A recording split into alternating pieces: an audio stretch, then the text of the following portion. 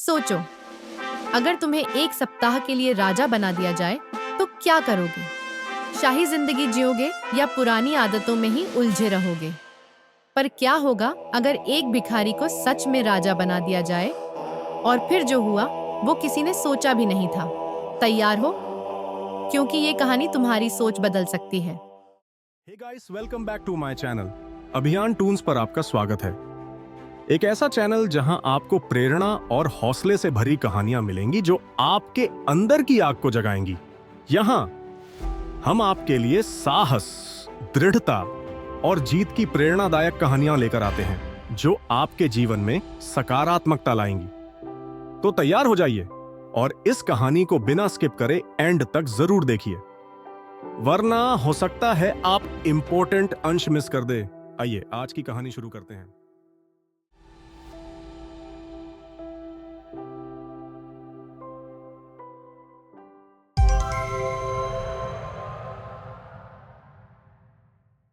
बहुत समय पहले एक समृद्ध राज्य था।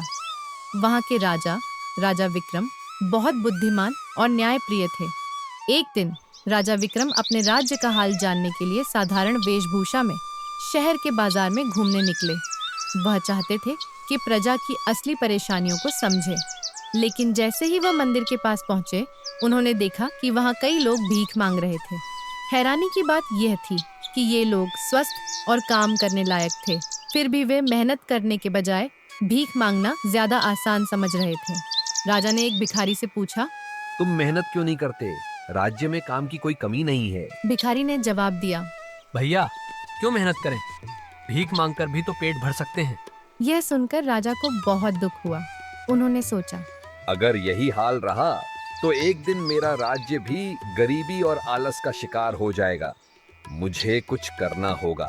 राजा ने इस समस्या का हल ढूंढने के लिए अपने मंत्रियों की एक दरबार बैठक बुलाई। उन्होंने मंत्रियों से पूछा, हमारे राज्य में कुछ लोग मेहनत करने के बजाय भीख मांगना क्यों पसंद कर रहे हैं? इसका क्या समाधान हो सकता है? लेकिन मंत्रियों के पास कोई ठोस जवाब नहीं था। किसी ने कहा, महाराज, ये लोग आलसी हैं। तो किसी ने कहा, इन्हें सजा देनी चाहिए। पर राजा को इन सुझावों से संतुष्टि नहीं मिली। उस रात राजा विक्रम सो नहीं पाए। वह अपने राज्य के भविष्य को लेकर चिंतित थे। अगर यही हाल रहा तो एक दिन मेरा राज्य भी गरीबी और आलस का शिकार हो जाएगा। मुझे कुछ करना होगा। अगले दिन राजा ने पूरे राज्य में एक ऐसी घोषणा करवाई जिसने सबको चौंका दिया। इस राज्य का अगला राजा कोई आम इंसान होगा और वह कोई भी हो सकता है। यह सुनते ही पूरे राज्य में खलबली मच गई। लोगों की भीड़ महल के बाहर इकट्ठा हो गई। हर किसी के मन में एक ही सवाल था, राजा किसे चुनेंगे? क्या ये मौका मुझे मिलेगा? दरबार का समय हो गया और लोगों की भीड़ बढ़ती जा रही थी। सब जानना चाहते थे कि क्या उन्हें राजा बनने का मौका मिलेगा। लेकिन जैसे ही राजा ने आगे कहा, वह व्यक्ति एक भिखारी होगा, पूरे दरबार में सनसनी फैल गई। लोग एक दूसरे की तरफ हैरानी से देखने लगे।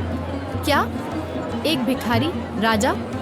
ये राजा क्या कर रहे हैं? राजा के सिपाही दौड़ते हुए शहर के सबसे गरीब और पुराने भिखारी की तलाश करने लगे। आखिरकार उन्हें मंदिर के बाहर बैठा एक भिखारी मिला, रामू। उसके शरीर पर फटे हुए कपड़े थे, चेहरा धूल से भरा था और आंखों में सिर्फ निराशा थी। सिपाही उसे पकड़कर राजमहल ले आए। रामू डर के मारे कांप रहा था। मुझसे क्या गलती हो गई? राजा मुझे क्यों बुला रहे हैं? भिखारी रामू को राजा के सामने प्रस्तुत किया गया। वह डर के मारे कांप रहा था। उसकी आंखों में न जाने कितने सवाल थे। लेकिन जैसे ही राजा ने कहा, आज से तुम इस राज्य के राजा हो, रामू को विश्वास ही नहीं हुआ। इतना आदेश देकर राजा अपनी यात्रा पर निकल जाते हैं। रामू को महल में ले जाया गया। उसे रेशमी कपड़े पहनाए गए, सिर पर सोने का मुकुट रखा गया। वह पहली बार महल के आईने के सामने खड़ा था। उसने खुद को देखा, चमकदार कपड़ों में, सिर पर मुकुट, लेकिन आंखों में अब भी वही सवाल था, क्या ये सच है या मैं सपना देख रहा हूँ? पहला दिन रामू के मन में डर, खुशी और लालच का टकराव हो रहा था।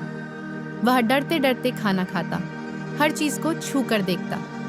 जब रामू पहली बार सोने का बिस्तर देखता है तो वह खुद से कहता है, अरे रामू, तू हमेशा मंदिर के बाहर सोया करता था, आज देख तू राजा बन गया। दूसरा दिन उसे महल की आदत नहीं थी। वह अजीब महसूस कर रहा था, लेकिन धीरे धीरे वह हुक्म देने लगा। अरे तुम मेरे पैर दबाओ, तू मेरे लिए अंगूर लाकर खिला। तीसरा दिन अब रामू को लगने लगा कि उसकी जिंदगी हमेशा के लिए बदल गई है।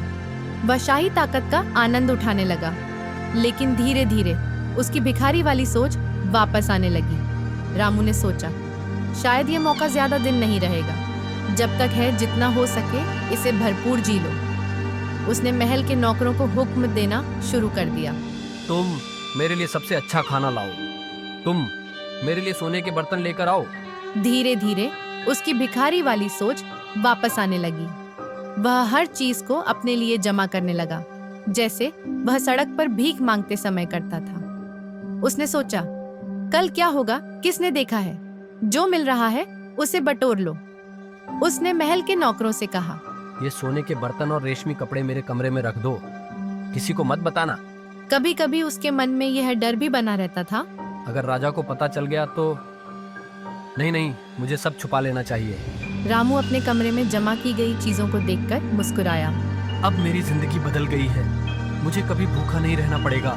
लेकिन उसकी यह सोच उसे फिर से भिखारी बना रही थी, और ज्यादा इकट्ठा करने में वह इतना व्यस्त हो गया कि उसे यह भी याद नहीं रहा कि अब वह एक राजा है। उसका ध्यान सिर्फ अपने लिए सोने और रेशमी कपड़े जमा करने पर था, न कि राज्य की भलाई पर। वह महल की दौलत को भीख समझने लगा, जैसे वह सड़क पर मिली भीख को अपना समझता था। राजा विक्रम पहले से ही सब कुछ देख रहे थे। एक मंत्री ने उन्हें बताया, महाराज, नया राजा अपने पद का दुरुपयोग कर रहा है। वह महल की दौलत को अपने लिए जमा कर रहा है, जैसे वह सड़क पर भीख मांगता था। मंत्री ने आगे कहा, अगर आप आज्ञा दें तो हम नए राजा को पकड़कर काल कोठरी में डाल देंगे। लेकिन राजा ने मंत्री को रोक दिया और गंभीरता से कहा, अभी नहीं, उसे और गिरने दो। जब वह खुद अपनी गलती समझेगा तो फिर कभी नहीं गिरेगा। रामू महल में एक गुप्त तहखाने ढूंढ लेता है। अरे, ये तो असली खजाना है। वह इसे खुद के लिए छुपाने की कोशिश करता है, और तभी महल की दीवारों से आवाज आती है। रामू, क्या तुम राजा बन पाए? राजा की आवाज गूंजती है, लेकिन राजा कहीं नजर नहीं आता। तभी एक दरवाजा खुलता है और राजा सामने खड़े होते हैं। रामू, तुम्हारी परीक्षा खत्म हुई। अब बताओ, क्या तुम राजा बन सके या सिर्फ एक अमीर भिखारी? राजा को देख रामू की आंखें फटी की फटी रह जाती हैं। रामू अपने झोले को राजा के कदमों में रख देता है और क्षमा मांगता है। रामू के चेहरे पर पसीना था, वह कांप रहा था। राजा मुस्कुराए और बोले, राजा ने उसे एक और मौका दिया। जाओ और असली राजा की तरह काम करो। लेकिन याद रखो, राजा बनने का मतलब सिर्फ ताज पहनना नहीं होता, यह जिम्मेदारी लेने का नाम है। रामू ने राजा के सामने सिर झुका लिया। उसकी आंखों में पश्चाताप के आंसू थे। वह महल से निकलकर सीधे गरीबों की बस्ती में पहुंचा। उसने वहां रहने वाले लोगों से कहा, मैंने गलती की है। मैंने अपने लालच में आकर अपनी जिम्मेदारियों को भूल गया था, लेकिन अब मैं सब कुछ ठीक करना चाहता हूँ। रामू ने गरीबों के साथ मिलकर काम करना शुरू किया। उसने उन्हें मेहनत करने का महत्व समझाया। भीख मांगकर जिंदगी नहीं बदलेगी, मेहनत करने से बदलेगी। एक दिन जब रामू खेतों में काम कर रहा था, तो उसने देखा कि एक किसान अपने बच्चे के साथ मेहनत कर रहा है। बच्चा हंस रहा था और किसान का चेहरा खुशी से चमक रहा था। रामू को एहसास हुआ, यही तो असली खुशी है, दूसरों की मदद करना, उनकी जिंदगी बदलना। यही तो राजा होने का मतलब है। कुछ महीनों बाद जब राजा विक्रम ने उस गांव का दौरा किया, तो उन्होंने देखा कि वहां के लोग भीख नहीं मांगते, बल्कि मेहनत करके अपना जीवन बदल रहे हैं। राजा ने रामू को बुलाया और कहा, तुमने साबित कर दिया कि तुम सिर्फ एक भिखारी नहीं हो, तुम एक सच्चे राजा हो। रामू ने राजा के सामने सिर झुकाते हुए कहा, महाराज, मैंने अब सीख लिया है कि अगर आपकी सोच छोटी है और आप आलस में जीते हैं, तो भाग्य आपको बड़ा मौका देने पर भी आप सब कुछ गंवा दें। राजा विक्रम मुस्कुरा दिए। उनकी योजना काम कर गई थी और रामू अब वह भिखारी नहीं, बल्कि पूरे राज्य का सबसे सम्मानित इंसान बन चुका था। सीख, दुनिया तुम्हें बड़ा मौका दे सकती है, पर अगर तुम्हारी सोच छोटी है तो तुम उसे गंवा दोगे। अगर सोच भिखारी की होगी तो राजा बनने का कोई फायदा नहीं। असल राजा वह नहीं जो ताज पहनता है, बल्कि वह है जो दूसरों की भलाई करता है। कभी सोचा है, अगर आपको एक बड़ा मौका मिले तो आप क्या करोगे? उस मौके को ईमानदारी से इस्तेमाल करोगे या अपनी पुरानी आदतों में फंसकर रह जाओगे? कमेंट करके जरूर बताएं। हमारे चैनल अभियान के साथ इस प्रेरणादायक यात्रा में शामिल होने के लिए धन्यवाद। अगर आज की कहानी ने आपके दिल को छुआ या आपको प्रेरित किया तो इस वीडियो को लाइक करें, अपने दोस्तों के साथ शेयर करें और ऐसे ही प्रेरक कहानियों के लिए चैनल को सब्सक्राइब करें और बेल आइकॉन को दबाना ना भूलें।